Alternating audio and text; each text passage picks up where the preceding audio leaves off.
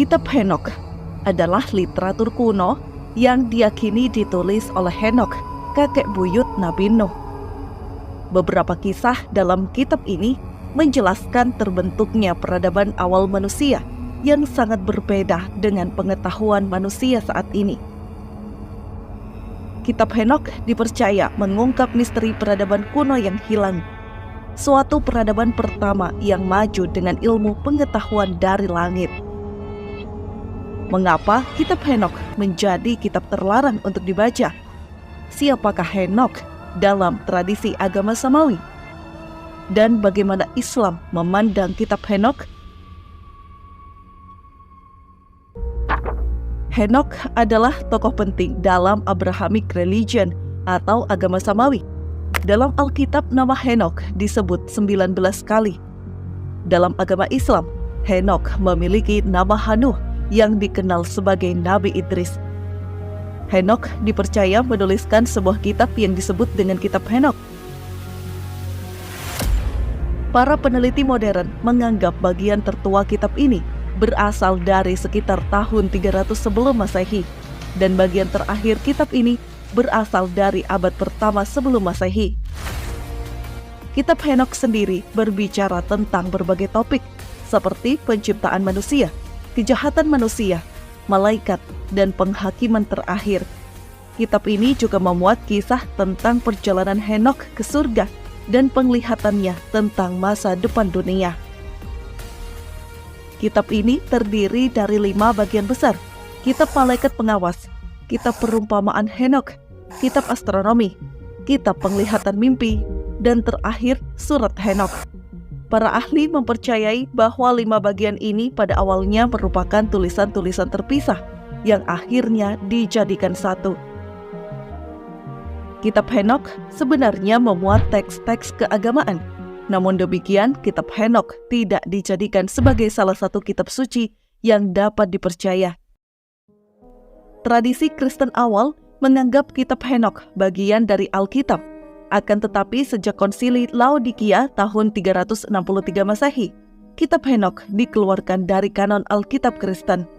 Di masa sekarang ini, kitab Henokh hanya diterima sebagai kitab suci oleh Gereja Kristen Ortodoks Ethiopia, Gereja Ortodoks Eritrea, dan Beta Israel.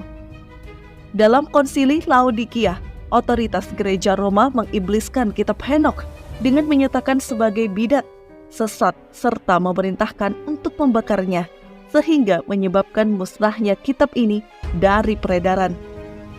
Alasan utama penolakan terhadap kitab Henokh adalah ajaran tentang para malaikat yang turun dari surga dan berhubungan seks dengan perempuan manusia.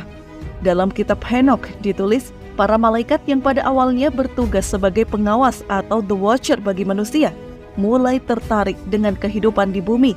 Hal ini terjadi ketika mereka melihat banyak wanita cantik yang lahir dari bangsa manusia. Para malaikat itu pun memutuskan untuk turun ke dunia, sehingga mereka dijuluki dengan The Fall of Angels, malaikat yang jatuh. Hasil hubungan antara malaikat dengan manusia melahirkan manusia raksasa yang disebut dengan Nephilim. Nephilim adalah ras manusia kuat namun berperilaku buruk. Para raksasa ini kemudian membuat kerusakan di bumi, memperbudak manusia, dan menguras sumber daya alamnya. Kondisi demikian terjadi hingga zaman Nabi Nuh. Keadaan bumi yang demikian rusaknya membuat Tuhan harus menghapuskan makhluk-makhluk keji dari muka bumi. Tuhan mengirimkan banjir besar yang menghapuskan mereka. Dalam tafsir kitab Henokh, keberadaan para raksasa sangat mempengaruhi sejarah peradaban kuno umat manusia. Dewa-dewa dan para raksasa selalu muncul dalam kepercayaan-kepercayaan, tradisi-tradisi maupun legenda-legenda kuno di seluruh dunia, mulai dari Sumeria, Babilonia, Mesir, Yunani, Romawi, Maya, dan sebagainya hingga saat ini. Menurut kitab Henokh, selain melampiaskan hawa nafsunya, para malaikat juga mengajarkan banyak hal kepada manusia. Beberapa pemimpin malaikat menularkan ilmu pengetahuan langit untuk dipelajari manusia. Misalnya, Azazil yang mengajarkan manusia seni perang, pembuatan pedang, pisau, perisai, dan baju besi, dan mengajari perempuan seni menghiasi tubuh, rambut, melukis wajah, dan alis. Malaikat Amizarak mengajarkan ilmu sihir. Amaros mengajarkan cara melepaskan diri dari ilmu sihir. Sementara Barakal mengajarkan astrologi, astronomi, dan sebagainya. Kecerdasan yang ditularkan para malaikat membuat kisah dalam kitab Henokh menjadi inspirasi bagi para peminat sejarah alternatif dan legenda-legenda kuno untuk mengaitkannya dengan peradaban Atlantis dan Lemuria. Buku Fallen Angels and the Origins of Evil, karya Elizabeth Clare, menjelaskan secara rinci tentang asal-usul benua Lemuria, Atlantis, dan dunia bawah berdasarkan interpretasinya terhadap isi kitab Henokh. Dalam sudut pandang Islam, beberapa bagian kitab Henokh bertentangan dengan Al-Quran dan hadis, terutama kisah tentang malaikat yang memberontak. Al-Quran menerangkan bahwasanya malaikat adalah makhluk yang taat, senantiasa mengerjakan apapun yang Allah perintahkan, dan tidak pernah mendurhakai Allah. Islam juga memandang bahwa malaikat tidak memiliki nafsu. Inilah sifat malaikat yang membedakannya dengan manusia. Henokh sendiri dalam Islam disebut dengan Nabi Idris. Nabi Idris bernama asli Ahnuh bin Yarid.